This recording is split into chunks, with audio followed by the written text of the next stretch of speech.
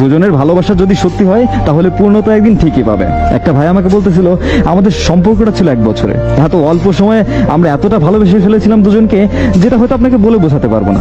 আমি মাঝে মাঝে জিজ্ঞেস করতাম এত অল্প সময়ে এতটা ভালোবাসা কিভাবে সম্ভব, তুমি কি কোনো জাদু করছো? ও বলতো হ্যাঁ করছি তো। কালো জাদু?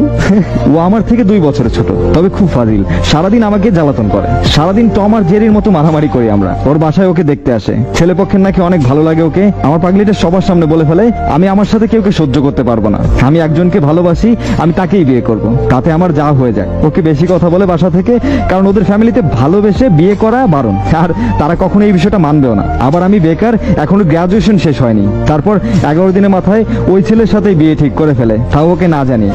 বিকাল তখন 5টা বাজে, ও আমাকে ওর আম্মুর ফোন থেকে কল দিয়ে বলল আজ আমার এঙ্গেজমেন্ট হবে, তুমি কি করবা জানি না, তবে তুমি যদি আজ আমাকে না নিয়ে যাও তাহলে বিশ্বাস করো ওর এই বাসার বাইরে আমার লাশ যাবে।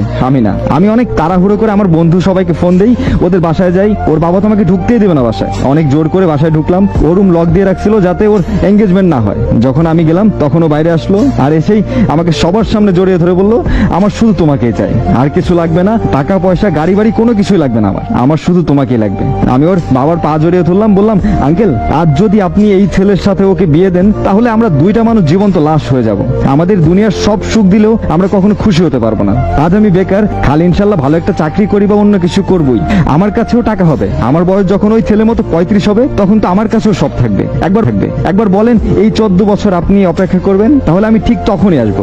আমাদের দুজনকে আলাদা করবেন না, আপনার কাছে ভিক্ষা চাচ্ছি, আপনাকে ওয়াদা করতেছি কোনোদিন আপনার মেয়েকে আমি একটু কষ্টও দিব না। আর আজ যদি আপনি আমাদের ফিরিয়ে দেন আমাদের মরে যাওয়া ছাড়া আর কোনো রাস্তা থাকবে না।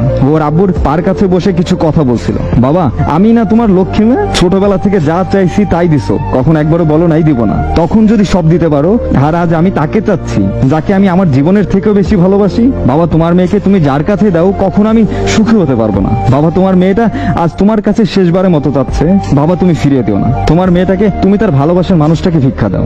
আর আজ আমার বাবা যদি আমার খুশিটা আমার কাছ থেকে কেড়ে নেয়, কথা দিলাম বাবা তোমার মেয়েকে তুমি আর কখনো দেখতে পারবা না। ওর আম্মু দূর থেকে দাঁড়িয়ে শুধু কাঁদতেছিল। ওর বাবা ওই ছেলেকে ও তার ফ্যামিলি সবাইকে বললো আমাকে মাফ করে দিবেন, আমি আর যাই হই না কেন এত বড় পাষাণ না যে এদের এত ভালোবাসা আমি নষ্ট করব। আমি আসলে বুঝতে পারি নাই এরা দুজনকে এতটা ভালোবাসে। আমাকে আপনারা মাফ করে দিবেন, আমার মেয়ে যাকে ভালোবাসে ও তার সাথে থাকবে, আমি আমার মেয়েকে হারাতে চাই না। আমাদের বললো তোমরা ওঠো। তারপর আমার বাবা আমাকে ফোন দিয়ে বললো এঙ্গেজমেন্ট হলো, তার 3 মাস পরে আমাদের বিয়ে হয়। আজ বিয়ের 4টা বছর পার হয়ে গেছে, আমাদের ছোট্ট একটা ছেলে আছে। আমার বাবা মা আর ওর বাবা আমার কাছে পুরো দুনিয়াই সে। সবাই বলে বিয়ের পর নাকি ভালোবাসা হারিয়ে যায়, কে বলেছে? কই আমার তো হারায় নাই। আমরা তো সেই একজন আরেকজনকে এখনো ঠিক পাগলের মতো ভালোবাসি। বিশ্বাস করেন কখনো ইচ্ছাই করে না অন্য কোনো মেয়ের দিকে তাকাই। একটা মানুষ আছে তো, সেই আমার প্রথম ভালোবাসা, সেই আমার শেষ ভালোবাসা, আমি তাকেই ভালোবেসে যাবো শেষটা অব্দি।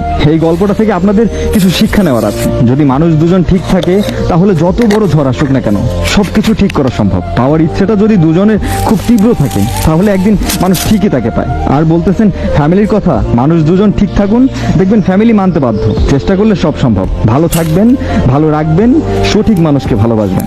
ধন্যবাদ।